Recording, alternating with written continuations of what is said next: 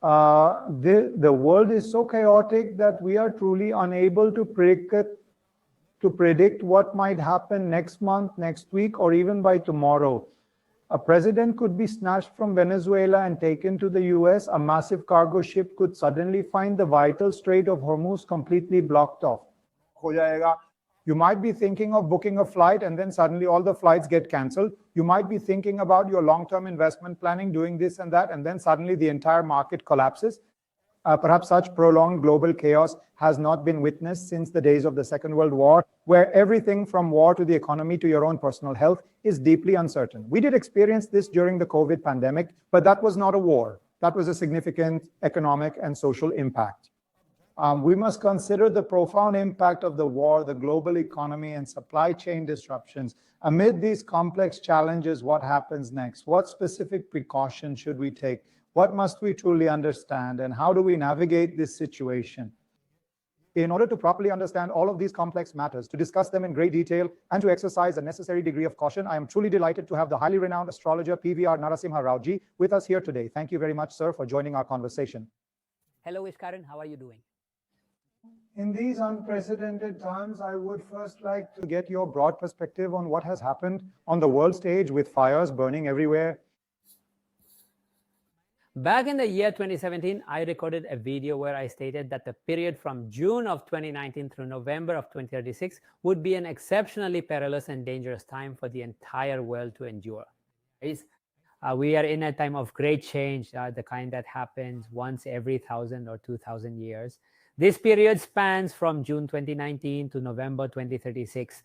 And specifically, there is a possibility of a world war occurring in 2030 and 2031. A major world war could break out. Do not assume it will be like World War II. This could be a physical war, or it could be a cyber war. Banking systems and technologies could be attacked. But there will be a major shift in the world after that war, and everything we have been witnessing since June 2019 and what we will see in the coming years is all a build up to the World War of 2030. I would like to give an analogy. If you look at the Second World War, there was a major pandemic. The Spanish flu occurred in 1918, 1919. It is truly on par with that specific situation. It is equivalent to the massive 2020 COVID-19 pandemic. And later, around 1930, 1929, 30, 31, the international economic system suffered a major blow. The Great Depression occurred in the US. We are currently going through an equivalent period. The year 2026 is truly its direct equivalent period, and what happens in the 2030 to 2031 window will be just as equivalent. The historical World War, which occurred between the years 1940 and 1945, will find its direct equivalent during the years 2030 and 2031, which will be followed by several difficult years of reconstruction, as the sheer scale of the destruction at that moment will be so immense that it will require a significant amount of time to rebuild absolutely everything. I strongly feel that by the late 2030s, when the era I discussed in 2017 ends, the world will finally breathe a sigh of relief. But please don't fall into the trap of thinking these events will vanish overnight. जो भी हम देख रहे हैं, ये खत्म हो जाएगा in the coming months or perhaps the year. This situation will finally end, and the balance we once enjoyed in those peaceful years will surely return. Unfortunately, that is not going to happen, and it will likely take many more years to resolve. As for a war, well, a war can eventually come to an end. Wars can eventually come to an end. Formal peace proposals can be made, and diplomatic deals can be struck. But we live in an era where one war ends and another begins. And even when there is no active fighting, a Cold War is still ongoing. The Cold War between the United States and China will continue for the foreseeable future. Unfortunately, this Cold War has been dragging on for many years now, but it reached its absolute peak levels after the COVID pandemic. And as I mentioned in my previous video, when Mr. Trump returned, his clear intention was to exert heavy pressure on China with the ultimate goal of ruining China. because China is determined to overtake America and establish itself as the world's #1 superpower. And they have been making very significant progress toward that specific goal for the last 2 decades. To put a stop to this and maintain America's strategic advantage and current barriers, we must dismantle China's proxies, those entities helping China globally, or keep them in check or break any other arrangements they have. They are aiming to exert more pressure on China by choosing to terminate the long-standing relationship that currently exists. And throughout this year, China will not do anything at all. They will simply watch from the sidelines. They won't take any action, and they certainly won't get directly involved. However, in the coming years, specifically in late 2027 to 2028, China will no longer sit idly by. China will provide a befitting reply to America, and following that, America will take decisive action. All of this is part of a continuous chain reaction. Everything that began after COVID is deeply interlinked, and whatever Mr. Trump is doing now was entirely natural, and it will surely have a further chain reaction. This will all end in a global world war in 2030 to 2031. But the thing is, this is a very chaotic period. It is a very unstable time for the entire world. So you really need to be prepared for the long haul ahead. Do not expect this to come to a finish anytime very soon. Mr. Narasimha Rao, the particular analogy that you drew regarding the way in which the epidemic first emerged was really quite fascinating to hear. A few years after the epidemic, a major financial crisis hit, what we call the Great Depression, and then the war followed. So the world is currently going through that very same cycle once again. This time, however, the cycle is moving at a much faster pace. Just how much faster? It is a 10-year cycle from 2020 to 2031. Back then, it was a 20-year cycle from 1918 to 1940. We are currently passing through a recurring cyclic phase, and an equally long event has been set into motion for us. Speaking for myself, I am no longer going to be saying that anymore. I did say it some 20 years ago, but I only ever said it to people on a personal level. However, I must admit that I also said it in a public video back in 2017. You are absolutely right about that. It is cyclical, but because the world is so interconnected today, much more so than in 1900, a chain reaction will happen very quickly. That is why this cycle is compressed, but we will see the same cycle again. चल जाएगा, इसलिए ये cycle compress है, मगर वही cycle अब देखने को मिलेगा. When you spoke about China, saying that the US has, in a way, figured out what China is. President Trump even visited China. There are two things about China really struck me. One, where China says that whatever President Trump's policy on Taiwan may be, it will determine the nature of our relationship. And President Trump, who speaks his mind on everything and gives 10 different versions. When journalists ask him questions, he is strangely tight-lipped, given his nature. There hasn't been any expansive statement. It came across in a tight-lipped manner, and his statement followed suit. So do you see the Cold War between the US and China turning into a hot war by 31? It definitely will. As I said, it won't happen this year. If it is to happen, there's only one thing. What the US is doing in Iran, the war is officially under a ceasefire. Sometimes they fire shots for some advantage in the talks, but the ceasefire is still in effect. के लिए talks में मगर ceasefire तो जारी है. If this war continues, China must get involved. Just as NATO and US involvement escalated the Ukraine-Russia war, China would need to follow suit, but they won't. They're more focused on Taiwan than Iran, and they'll stay put for now. As for Trump, he says to let things with Taiwan cool down. Say, "Zara cool hone dijiye." You must refrain from declaring independence under any circumstances. He only made those particular statements simply to appease the Chinese government. But I am quite certain that Trump is the kind of person who basically shoots arrows. He shoots a great many of them because he knows that one of them is bound to hit. You really shouldn't assume that every single arrow he shoots is actually headed in the right direction. He just keeps on saying all sorts of different things, one after another. But I'm certain that China will be given all the necessary assurances to do whatever it wants to do in Taiwan without any interference from anyone. However, regarding whatever we are currently doing in places like Iran, Greenland, or Cuba, you should basically stay out of it entirely and just let us do as we please without questioning our motives.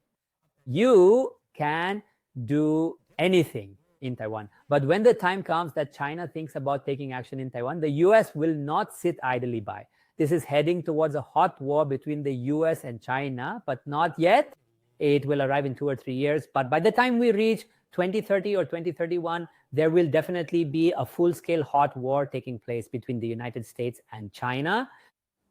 You brought up Cuba and you also mentioned Greenland. It seems that most people have completely forgotten about Greenland. However, as you pointed out, Trump has a habit of throwing unexpected curveballs. Could we see some significant changes regarding Europe and Cuba in the near future?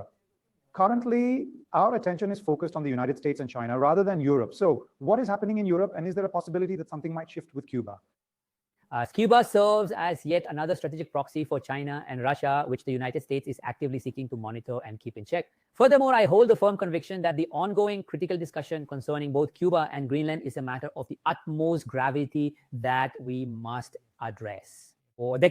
Donald Trump wasn't really saying that at all. Yeah, this was a carefully calculated strategy orchestrated by the deep state, and you can be certain that they were the ones who were absolutely leaking it. It's clear something is about to happen in Cuba, that they care whether by direct military attack or if they simply surrender without a fight. Yes, surrender doesn't mean they're a new state, but the US could plant its flag there. In that case, Cuba would fall under direct US control. Regarding the situation in Greenland, I personally don't believe there will be an actual attack or war. However, NATO members claim they are fully prepared to defend it. In reality, the US isn't in a position to do anything about it. It's all just for show, nothing more. As the old saying goes, there is a significant difference between what is shown and what is truly real. In the same way, people will often say one thing, but behind the scenes, something else is actually going on. And I am now absolutely certain about exactly what the United States is looking for in Greenland. The US wants to gain some control over the natural resources found there. And they also want a base, a major military base designed to control all vital Arctic shipping routes. That is clearly the primary strategic interest of the United States. Looking at the navigational charts for Greenland and Cuba, I am certain that significant changes are on the horizon, and the United States will move to maintain its absolute authority over the entire region. Not right now, perhaps not until after the month of July. Once July is over, the United States will turn its full attention toward Greenland and Cuba, and you can be certain they will take some kind of action, leaving China feeling quite conflicted. If the United States decided to plant its flag in Greenland, it would pose a major strategic challenge for China and Russia. They would control vital shipping routes there, yet they would likely remain silent, realizing they aren't as powerful as the world thinks. After all, their significant economic growth has only occurred over the last 2 decades. They have become a major power, but militarily and looking at all factors, they are not as powerful as they have been projecting over the last few years. Many people around the world believe that China is an incredibly advanced and modern nation. They are convinced that their military forces are exceptionally powerful and formidable, but perhaps 80% of that is a lie, while only 20% is the actual truth, and they certainly do not want to expose that. That is why they will choose to back down for now. But as I said, within the next year or two, they will do something to challenge the United States. When you talk about China, about challenging them, as Indians, it's a peculiar situation for us. It has rarely happened in world history that two economies that have grown so large share such close geography, and both are ancient civilizations. So now, in the context of India and Anki Virchar, we have also made historic mistakes in Tibet. So now within the UN Security Council. So from India's perspective, what role do you see for China, and what do you see for India when it comes to India-China relations? I have always maintained that when the US imposed tariffs on India, all the analysts were saying, oh, now the India-US relationship is over. So Josh say India should remain with BRICS. Russia is a good friend of India, and China is also a good friend. They are very old civilizations. The Hindi Chini Bhai Bhai slogan that Nehruji popularized in the 1960s has returned in the last year or two. I have always maintained that China is not a friend of India. China can certainly pretend to be on friendly terms with India, just as it is currently doing, while India can also attempt to leverage China for its own strategic purposes. However, it is impossible for China to become a true friend to India in the coming years, and a deep-seated rivalry between these two nations is inevitable. It may not be happening right now, but when the anticipated conflict of 2030 to 2031 finally occurs, China and India will certainly not be standing on the same side. China and India maintain a significant trade relationship, yet they are currently grappling with a deeply contentious and long-standing border issue, which has remained a source of serious diplomatic dispute for many years. What is going on is not going to end anytime soon. And now China will use India in such a way that in whatever they are doing with the US, they want to use India as a pawn. China really does not concern itself with India at all. So India must come to the realization that China is certainly not a friend, yet it should also avoid actively seeking out any unnecessary enmity with China. However, India must be careful not to live under the false illusion that China could ever truly become a genuine friend. Therefore, it is time to sever whatever existing relationship it currently maintains with the United States and instead move much closer toward China. This is really nothing more than a short-term strategy. China, for me, too, absolutely cannot be a friend to India. Its geography, our conflict is bound to be with them. But I would like to shift from foreign policy to internal matters since you mentioned China. China has historically had many assets within India, where during the 62 war, I don't want to get political, but during the 62 war, there was a party that even said, don't even give blood to the soldiers. So given China's history, do you foresee the possibility of internal disturbances within India as well? Because the challenge of our internal disturbances is quite significant. What is your outlook on that moving forward? There could be many internal disturbances in India at this time, because in India's astrological chart, the moon is in Cancer and Rahu is currently in the 8th house. Therefore, it is entirely possible that there could be interference from outside, and foreign powers might try to create instability within India. But I have a feeling that this will come from China, and it will also come from the United States. The strategic partnership and deep-rooted friendship between India and the United States is destined to continue its positive upward trajectory and flourish in the coming years. However, at the very same time, the United States will never cease its persistent underlying efforts to destabilize India, attempt to topple its democratically elected government, and ultimately install a compliant regime that will blindly listen to their demands and do their bidding. Maybe around 2030, it will stop. But until then, the effort will continue. However, regarding China, people talk about the US deep state, but China's deep state is extremely powerful. Actually, China's deep state is even more powerful than its military. The reach and influence that China exerts across both traditional and social media is becoming increasingly pervasive and more powerful than ever before. Consequently, it is imperative that India remains constantly vigilant, ensuring the nation is fully prepared to counter any and all calculated attempts by China to undermine our sovereignty or destabilize us from within. So you see danger for India from both sides, internal threats from the US as well as China? Because recently there was a workers' protest in Noida, and it emerged that a lot of foreign funding was involved. So you think this is a very delicate time for India, and in that sense, is every individual a threat, or are the big countries the threat? It is a very delicate time for India. Particularly, as I have said, Rahu is in the 8th house, and that Rahu, I forgot the exact time, in mid-July, late June and July, that Rahu will reach the same degree where Mars is in India's horoscope, and we'll keep looking at it with 100% aspect. Therefore, that time, late June and July, is a very interesting time for India. Mars is a Marak in India's horoscope, which is why it is in the 2nd house as the lord of the 7th house. If we examine the astrological influence of Marak and Rahu, the attempts to destabilize India will likely reach their peak during that period, perhaps around the middle of July. Therefore, it is imperative that we remain extremely vigilant and prepared so that we can effectively confront the challenges emerging from both the United States and China. Nikki, now that we are discussing challenges, I would like to bring up Prime Minister Modi, who mentioned a month or two ago that the situation is similar to COVID. And you also drew a comparison from the Spanish flu to COVID. Then he issued 7 or 8 warnings advising people to reduce petrol consumption, noting that trade has increased, suggesting to buy less gold, mentioning that duties have been raised, and encouraging work from home. That has in a way started taking shape across various industries. Any Sparta Baradala, what are these challenges? What do India's charts show? What is the nation state? The PM rarely warns, yet he does so repeatedly. What lies ahead? People wonder why the constant warnings are क्या समय आने वाला है? लोगों में बहुत ये सवाल खड़ा हो गया है कि भाई क्या होने वाला है ऐसा जो बार-बार प्रधानमंत्री ऐसी वार्निंग दे रहे हैं.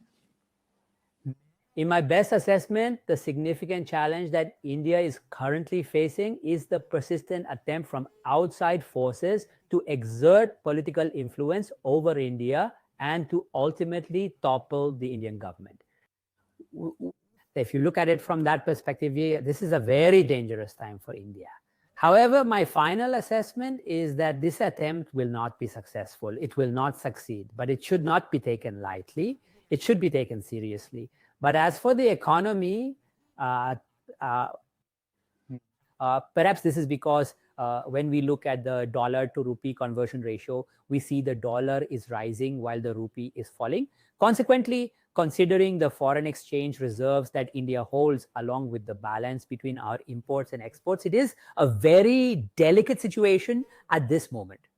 However, when I take a much closer look at the horoscope for India, the annual chart, as well as the various mundane charts, I find it quite difficult to believe that India is truly free from any significant economic danger. The world is in danger. If we look at the world's horoscope, this is a very dangerous time for the world economy. As I mentioned, we are currently in a period equivalent to 1929, 1930, and 1931. Therefore, the world economy could destabilize and its impact could also be felt in India. But if we if you compare the current situation in India to the rest of the world, you will find that India holds a significant advantage. India is currently in a much more favorable position than almost any other nation on the planet. That is precisely why I do not believe that anything will occur within India that is not already taking place in other countries around the globe. Whatever is happening in India will surpass other countries and be better. But there is one more thing I would like to add. My expectation is that in the next 3 years, the supply of Indian-made defense equipment to other countries will increase. Defense equipment है भारत में बनी हुई, वो दूसरे देशों को supply करना बढ़ेगा. Whatever international trade or commerce there is with other countries will increase. Therefore, India's exports are set to grow further in the next 2 to 3 years, particularly when it comes to defense and defense equipment. Consequently, the forex situation will remain completely under control. Like P, it happened in ISA in the early days of PV Narasimha Rao's government in 1991. That kind of atmosphere is absolutely not going to return to India. India's situation will remain very good. However,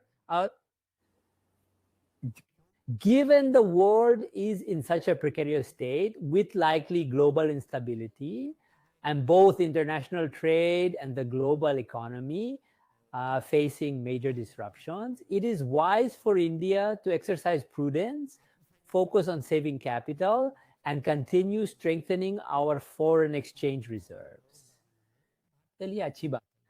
Therefore, if I were to provide my most considered assessment, I would say that the serious warning Prime Minister Narendra Modi has extended to the citizens of our nation, along with the prudent advice he has so thoughtfully offered, is certainly not because we are stand on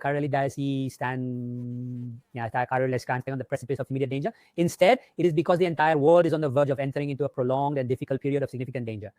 It is absolutely imperative that we continue to build upon the significant strategic advantage we have already established. When that period of major global instability finally hits us in the years 2030 to 2031 and a large-scale war inevitably ensues, we will find ourselves in an incredibly strong and secure position. This entire effort is specifically aimed at further reinforcing and solidifying the highly favorable position that we currently hold. This is my personal assessment of the current situation. There is absolutely no reason for people to be worried that there is some kind of major threat or that the nation of India might collapse. The actual situation will certainly not be anything like that at all, I assure you. People will be very relieved to hear what you have to say, because ever since the Prime Minister's multiple advisory warnings, or whatever you want to call them, as I say it lightly, in jest, it doesn't take long for the advice the Prime Minister gives today to become a government order. It is the Prime Minister of the country. So, and even if some orders went through, the fact that they keep doing it repeatedly is linked to people saying the rupee will hit 96, maybe even 100. That's creating a major economic tension, and you yourself covered that. But people are discussing whether we're heading toward a situation like 89 or 91, even though we're economically very strong. So it's making people wonder if this is inevitable. Do you see anything in the charts regarding India's position that suggests such a major crisis? Or is this just general advice? And in terms of the world, what direction are we heading in? A major crisis for the world. It is a time of crisis. This is a time of a very, very great crisis. If you take a closer look at the situation, the ceasefire in Iran is still ongoing. However, a formal agreement has not been reached by the parties just yet. And even in the event that a final deal is reached, there will certainly be some lingering restrictions placed upon the oil that continues to pass through that region. So the overhead for all ongoing international trade will increase. Whatever overhead there has been in recent years will rise, and the US will want to control it. I'd like to give an analogy. The situation in the US is like there's a big landlord in a village, and another man has become very wealthy and has started challenging him. He's fully prepared to set the entire village ablaze just to suppress him. And since his palace is situated high up on the mountain, it will certainly cause a certain amount of damage to him as well. But that damage will be relatively limited in scope. That is precisely the reason why he is willing to destroy that man by burning the entire village to the ground. That is precisely the current state of affairs within the United States at this very moment. Consequently, regardless of what might be transpiring, even in times of relative peace, some underlying form of social unrest is bound to emerge. Therefore, the matter of oil remains a significant concern, and the broader landscape of international trade presents yet another challenge. To put it simply, this global instability will continue to grow throughout the course of the next few years. And when China also takes action, just as I have previously mentioned, within the next 2 years, this instability will increase even further. So when things have deteriorated to this extent, it is much better to handle it immediately. It involves anticipating potential issues before they arise, taking proactive steps, and broadening your options to manage those situations effectively. Therefore, my assessment is that there is no immediate threat to be concerned about. However, looking toward the coming years, regardless of how global events unfold, it is highly probable that India will take decisive action. It's not just about the US and China's Cold War slowly turning into a hot war. India could also take action in Poke. India might even reclaim Kashmir in Pojike within the next year or two, because one thing is almost guaranteed. By the end of 2029, Pakistan will no longer exist as a single unified country. It will be divided into 4 or 5 parts, and Kashmir will eventually merge back into India. Perhaps this is part of a much larger, complex strategy. Taking all these various factors into careful consideration, perhaps the Prime Minister was advising that we plan our future steps with the utmost care, simply because we will be presented with many more viable options in the coming years. So they are basically viewing this as a preparatory step for the world situation. You're not looking at it as an immediate red alarm crisis. Regarding the situation in Pakistan, you have spoken about this on my podcast on previous occasions. Do you feel we have reached a point where any future operation against Pakistan would be significantly larger than operations indoor and prove to be decisive? By that I mean, what happened with Bangladesh? Will there be a total partition of Pakistan? It would be an incredibly massive and complex undertaking. You simply could not save that with mere public relations. I completely agree. That regardless of timing, April and May were ideal for India to launch another offensive on Pakistan to execute Operation 2. Okay, it could have happened by now, but we are at the end of the window. This window is about to close. So I don't think it's going to happen now, but it will definitely happen in the next 2 or 3 years. Okay. And there is one more important point that I have been considering. When I look at Pakistan's historical track record and all the events that are unfolding right before our very eyes, I truly feel that the way the United States is utilizing Pakistan against China, so just that Pakistan is acting as a double agent. It maintains a friendship with China while simultaneously trying to be friends with America. So America is using Pakistan against China, and they can continue to do so for a few more months. So perhaps nothing will happen regarding Pakistan for now. But after all this, regarding Iran and China, once the US has done whatever it can with Pakistan, it will leave Pakistan to its own devices, and India will take action in Pakistan. This will certainly happen by the end of 2029. तो ये होगा. Therefore, when we keep all of these complex factors in mind, the process of reintegrating Poke back into India is certainly not an easy task. This is a much bigger challenge than the abrogation of Article 370 ever was. It involves managing the volatile situation there, effectively dealing with the terrorism and its networks, and bringing meaningful development to the entire region. All of these things, this is going to be a very costly undertaking for India, and we also need to adjust the population. Narasimha Raoji, we often talk about Poke without forgetting the population and demography there. So there are huge challenges, and one thing about Modi ji and Amit Shah ji is that they don't get trapped in a chakravyuh like Abhimanyu. They go in only after thorough planning and finish the job. और काम finish कर देते हैं. And people seem to believe that you should just go around making grand, sweeping statements and talking a big game.